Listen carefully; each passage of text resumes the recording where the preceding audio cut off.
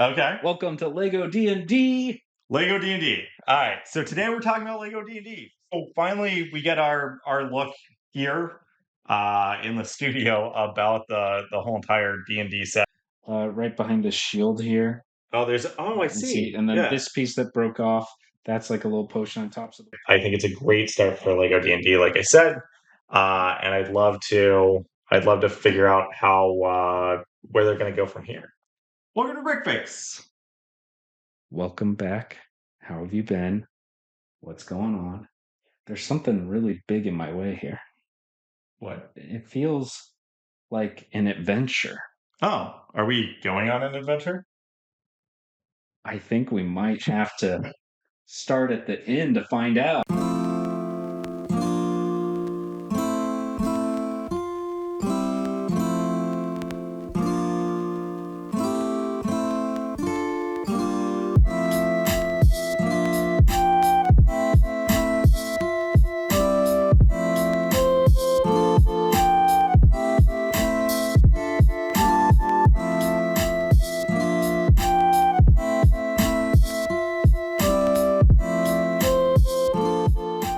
Okay. Welcome to LEGO D&D. LEGO D&D. All right, so today we're talking about LEGO D&D. So exciting. So happy to finally be talking about this.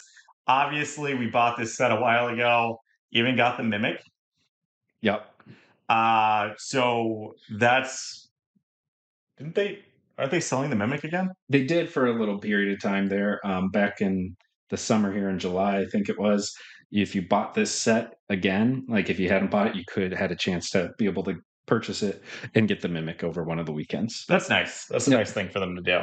But yeah, so finally we get our look here in the studio about the whole entire D&D set.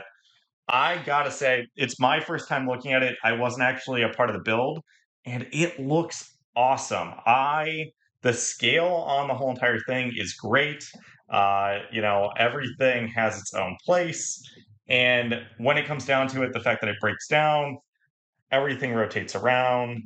And I put things in the wrong way for It's some all of it for good. presentation, but there you go. Yeah, You can cut it that's however you the want. thing. That's the thing about Lego is it's modular, right? So I mean, honestly, it's a great build.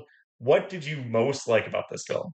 Well, the thing that I thought was really cool about it, building it, was you got to find a lot of the little hidden details that your players would be able to potentially discover. So Lego put a lot of thought into what might you uncover in a given adventure, leaving little treasures, little hidden traps, lots of potential for you to have a lot of different scenarios play out from session to session. And you could potentially run through all of them, or you could just run through a few of those. But there's a lot of options in what you might encounter. And the thing that's really nice with it is the fact that you can break it apart into the different scenes, makes it so that you can space out your adventure based on kind of like these different zones. And I think that would be the future of Lego D&D going forward, is to add more little modules to your zones to expand an adventure or take on a new adventure. Which is great because Lego's been really good about all of its modulars and modular buildings. So being able to just buy a single module and add it into the whole entire campaign zone would be a great thing to be able to do. Were there extra places to be able to add in? Well, so as it stands right now, it doesn't appear to have extras to add in, because it all just kind of connects up and locks in with this given setup. But there's no extra connection points that I saw But I'm available. sure But I think you when could they're easily. when they're designing, they can design in ways to go about that or add extra connection points in other locations or teach you how to modify in those instructions what needs to happen in order to add in those extra modules. So I think it's a really fun idea. I think that expanding on this idea would be great. We did just talk about the We Bricklink series Yeah. and how upset we were a little bit that the Shadow Portal, I think was the name of the set, didn't get picked. Yeah, that one was would have been great to have for doing a campaign. I hope it gets resubmitted, and I hope that it gets picked for Series 6. I think it's a great set for what would be Lego D&D. But obviously, if Lego is able to actually create a whole entire modular mission system and add in stuff, that would be really cool. I think D&D would love it. I think D&D would love selling modules one at a time. Hasbro D&D, right? Hmm. Corporate would love the recurring revenue of selling individual modules. So all that they need to do is get together, figure out how to build individual module sets to create larger and larger landscapes when it comes Hmm. down to it. So one thing that's really cool within this set, or I should say, is the little hidden potions throughout it. Oh, there's There's potions. yeah. So like for example, right behind the shield here, Oh, I you can see, see. and then Yeah. this piece that broke off, that's like a little potion on top. So the way they did them is like these little funnel shapes with a little single doot in the top of it. Yeah, so this was transported here just earlier today, so we didn't exactly have enough time to necessarily put everything back together. But long story short, it we were able to get most of it back together. And here, for your viewing pleasure, is the beholder. If I can get it in the shot. There we go. There's your beholder. Behold. Behold the beholder. I think it's a great piece. This is a magnificent, way to sculpt it. I think that they did a good job with that. It's good in the size of minifigs, right? Hmm. So when you put it up against a standard minifig, right, then it does look intimidating, but it's not out of scale, shall we say? There's a gelatinous cube. You knocked off your I smoke off the did. The chimney. smoke is great on the chimney. It Yeah, makes it really feel homey. I think that they did a good job overall. I'm really happy with it. What else? What other key features do you really like? So the inn has some cool hidden secrets in it. Um, maybe you can kind of tell there, but though the bed and the treasure chest in there are a little bit suspicious. Something to keep an eye on during your campaign. Oh, good to know. Have to And make sure we roll for investigation. yeah, and then you might need to have to yeah disarm something or other. Oh, is there a trap? Is it a trap bed? I mean, you could call it that. That'd be fun. Oh, there's actually stuff in the crates. Yeah, yeah. There are fruits and vegetables or I'm something in rolling the for crate. investigation right now. Ooh, Yeah, had stuff fall out of that one. and then you have some nice little features with scattered about Items and items. gold. So, like for example, we got like this little staff here. I don't know what that would be as far as its abilities and ratings, but you could decide that as the dungeon master, something that your player characters can find or earn from. So we'll say there's just gold laid out on the floor right there. I will point out Yeah, this potion right here. There's a key. I there's a wonder what key. that goes to. So you know what you should do here for this key is let's go put your player character right here. Right. So we got our little baddie. He's right there. He wants the key. He's going to take that key, right? Go ahead and grab that key. And if you don't check carefully, oh no, it's Right a into the little basement. trap Oh right wow. into all the baddies with the displacer beasts and the skeleton mobs. So it'd be kind of one of those mistakes if you don't pass that check on that key. Yeah. You could end up really in Fallen. a dire situation Yeah. there. How do you reset that? You gotta push it back up Oh, and I then see see. if Okay, it's so when you pull the key out. yeah, so when Okay, you cool. try to take the key, shabump. So there's lots of little traps like that. I forget how to reset this one. Let's see, you got Oh, it's just a little axe on the yeah, door. yeah, Oh, just the whoever's swinging coming through axe on that the door door. is Yeah, not gonna. axe to the face. Yeah, that's not gonna be too nice.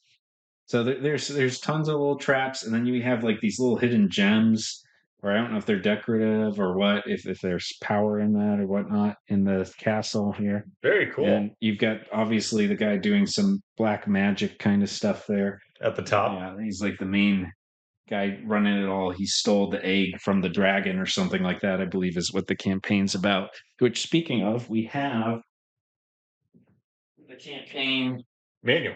manual here. Awesome. Have you actually looked at it Yeah, yet? I've perused it a little bit. I haven't fully read So it this or is the paper version, but they also have a digital version, right? yeah. That you can download online. So you can always get the digital version.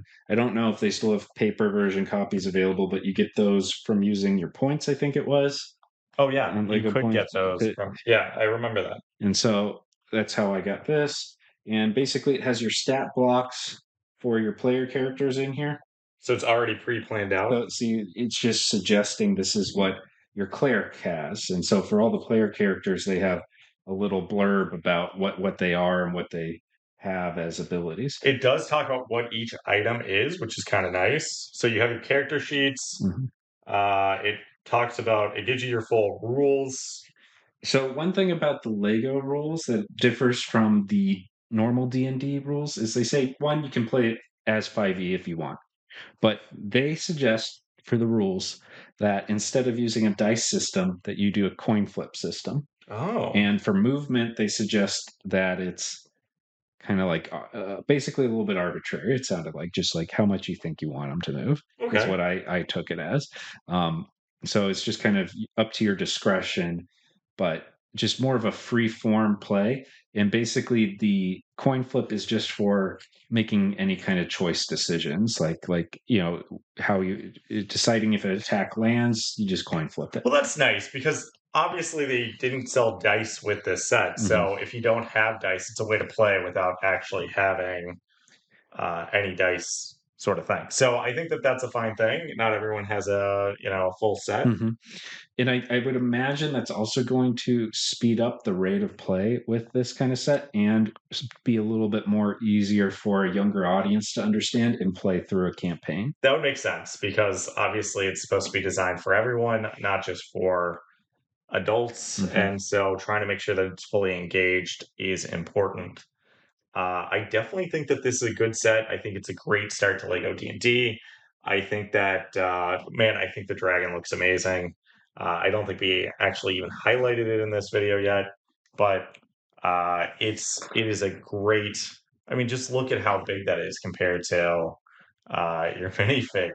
It's just massive. So I think that long story short, that it um, it's a good it's a good set when it comes down to it. I think it's a great start for Lego D&D, like I said, and I'd love to figure out how where they're going to go from here. Oh yeah, absolutely. And I think they've got plenty of room as a launching pad for taking campaigns into the future. If they were to have more collaborations, I could see it being uh, a real good blending of the two fandoms. I mean, if you think about how much Lego and Harry Potter, or Lego and Star Hmm. Wars, or Lego and Disney have done together, they've done years of stuff together and had tons of stuff come out. If you just look at, like, let's just look at Harry Potter Castle, right? Where they built the whole entire castle as modular systems. All that they need to do is basically the same thing. This is the base, and then keep building modules off of it, but you don't even need the base. You could even just do Hmm. modulars that extend off of it, just like the Harry Potter Hogwarts Castle, just like they're now doing with Diagon Alley. Hmm. It's very much expandable. I think that it's great money for Lego. I think it's great money for D&D. I think that it will bring a lot more people into the D&D area. Can I say D&D more? I know, right? It's almost like there's a need for it. Yeah, I think there is. I think there is. And what I don't know if I said this earlier, but I think that if Lego actually works really close with D&D, that they could actually sell packaged modules. So for those of you who don't know, there's something called D&D Adventure League, which are little one shots that you're able to go to a comic book store or wherever and be able to play, Hmm. right? And so they could actually package this together with D&D one shots where they sell you all of the baddies, or at least a large group of the baddies that you need for the one shot.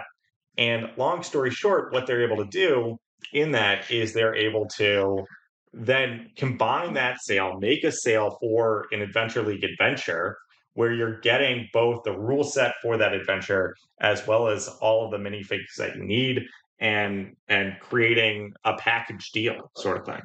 Yeah, that would be great. I would love that. Just like I love this little owl bear. He's so cute. But don't get too close. If you don't have good animal handling, you might be in for a tough time. Yeah, well, thanks for joining us. Don't forget to like and subscribe. Let us know, if you're hoping for more modulars from Lego and D&D together, or if you're hoping for a second minifigure series to come out as well. Let us know how you're feeling about Lego D&D. And if there's anything else that you'd like us to highlight about the set or do a deeper dive on something, please let us know in the comments. And maybe we'll follow back up on this. Maybe we'll do a campaign at some point. Yeah, thanks so much. See you guys next time. Okay, so cut that and then take all this off and just grab the box.